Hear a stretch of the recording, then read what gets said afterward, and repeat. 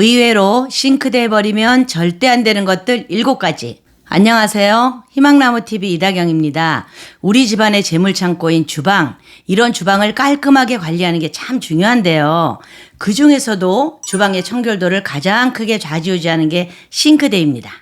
다들 아시다시피 싱크대가 잘 관리가 안 되면 집 전체에 악취가 나기도 하기 때문에 미리미리 깨끗이 해줘야 합니다. 그래서 오늘은 싱크대에 버리면 큰일 나는 것들 7가지와 적절히 버리는 방법들을 함께 소개해 드리려고 하는데요. 평소 하던 대로 설거지도 참 잘했는데 싱크대 물이 잘 안 내려가거나 안 좋은 냄새가 풀풀 난다면 싱크대 버리면 안 되는 이것들을 버리셨을 가능성이 높습니다. 구독, 좋아요, 알림 설정 콕콕. 싱크대 버리면 안 되는 첫 번째는요, 고춧가루, 고추장 또는 먹다 남은 양념들입니다. 곱게 빻은 고춧가루들은요, 입자가 작다 보니까 이렇게 물과 만나면 좀 걸쭉해지거든요. 그리고 이미 걸쭉해져 있는 것들, 좀 이렇게 무심코 버린 떡볶이 양념이라든가 찐득한 소스들, 고추장 이런 것들입니다.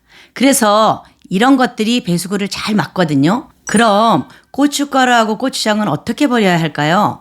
일반적으로 주부님들이 이 고춧가루와 고추장이 음식물 쓰레기인 줄 알고 음식물 종량제 봉투에 넣어서 버리시거든요. 그런데 의외로 이거는 일반 쓰레기라고 합니다. 그러니까 그냥 일반 쓰레기 봉투에 넣어서 버리시는 게 맞습니다. 싱크대에 버리면 안 되는 두 번째는요, 바로 밀가루입니다. 자, 위와 비슷한 맥락으로 이 밀가루도 고춧가루처럼 물이 들어가면 반죽이 되니까 당연히 배수관을 막겠죠. 그래서 이 밀가루와 부침가루, 튀김가루도 따로 버리셔야 하는데요. 이거는 일반 쓰레기가 아니고 음식물 쓰레기입니다. 그래서 음식물 쓰레기 종량제 봉투에 버리시는 게 맞습니다. 싱크대에 버리면 안 되는 세 번째는요, 기름입니다. 기름은 조금 더 안 좋은데요. 왜냐하면 이렇게 굳은 기름에 음식물이 엉겨붙게 되면 덩어리가 져서 배수구가 막히겠죠. 자, 악취도 날 거고요. 그러니 부침개나 만두를 튀겨 드신 후에 굵은 소금과 키친타올을 이용해서 후라이팬의 기름기를 제거하고 설거지를 하시는 게 좋은데요. 이건 제가 자주 쓰는 방법인데요. 기름기 가득한 후라이팬에 좀 굵은 소금을 뿌리시고요. 이때 기름량에 좀 비례해서 하기는 하는데 보통 이렇게 한 꼬집 정도면 됩니다. 자, 이걸 뿌리시고 약불로 이 소금을 조금 볶아주세요. 볶는다니 조금 이상하지만 이렇게 하시다 보면 굵은 소금이 기름기를 싹 빨아들입니다. 그리고 나서 키친타올로 닦아내시면 훨씬 뽀송뽀송하게 기름기가 제거됩니다. 혹시 모르셨던 분들은 다음번에 한번 해보세요. 싱크대에 버리면 안 되는 네 번째는요, 바로 커피 찌꺼기들인데요. 자, 얘네들이 앞서 말씀드린 기름들과 흡착하면 아주 좋지가 않습니다. 혹시 카페를 하시는 분들이나 집에서 이렇게 커피를 내려 드시는 분들은 주의하시는 게 좋습니다. 커피 찌꺼기도 역시 일반 쓰레기에 속하니까 종량제 봉투에 그냥 담아 버리시면 됩니다. 싱크대 버리면 안 되는 다섯 번째는요, 우리가 매일매일 제일 자주 먹는 것들입니다. 면, 쌀, 밥인데요. 자, 얘네들은 공통점이 전부 전분이 많다는 것이잖아요. 이런 전분들은 물과 만나면 점점 불어나서 배수관에 착 달라붙습니다. 그러니까 밥이나 면을 남기셨다면 설거지 전에 음식물 쓰레기 봉투에 꼼꼼히 담아두시는 게 미연에 배수구 막히는 일을 방지하는 방법입니다. 지금 생각해보니까 우리 집 싱크대가 좀 자주 막히거든요. 이게 왜 그러나 생각해보니 우리 아들이 아마 라면 먹고 이 국물채로 버리는 것 같습니다.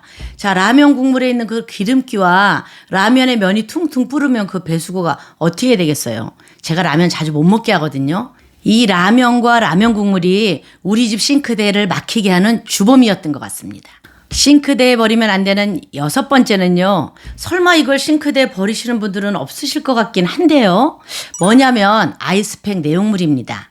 우리가 온라인으로 음식을 시키거나 명절에 누가 이렇게 고기 같은 거 선물로 보내주면 이런 스티로폼 상자에 잔뜩 들어있는 게 보냉팩들이잖아요. 요즘은 환경을 생각해서 이 보냉팩을 물로 채워서 얼리는 그런 경우도 많이 생겼는데요. 그게 아니라 약간 좀 이렇게 점성 있고 물컹물컹한 것들 있죠. 그 안에는 고흡수 폴리머라는 것이 들어있는 것인데요. 자, 얘네들이 미세 플라스틱 덩어리이기 때문에 싱크대에 그냥 쏟아서 버리시게 되면 이게 강으로 가고 바다로 가서 물고기들도 먹고 우리 식수에도 섞여 들어가기 때문에 결국은 우리한테 다시 돌아오는 게 됩니다. 우리 몸속에 이 미세 플라스틱들이 쌓이면 건강에 정말 좋지 않겠죠. 그러니 이 보냉팩들은 잘라서 반드시 종량제 봉투에 버리시기 바랍니다. 마지막 7번째는요, 약들입니다. 의외로 물약 같은 것들을 싱크대에 그냥 버리시는 분들이 계시거든요. 그러면 절대 안 됩니다. 유명한 봉준호 감독의 영화 괴물 보셨나요? 자, 이 영화 속 괴물의 탄생 배경도 바로 그거죠. 사람들이 좀 이렇게 무심코 버린 약품들과 기업이 한강에 몰래 흘려보낸 화학 폐기물들, 이런 것 때문에 이상한 괴 생명체가 태어난다, 이런 무서운 내용이었는데요.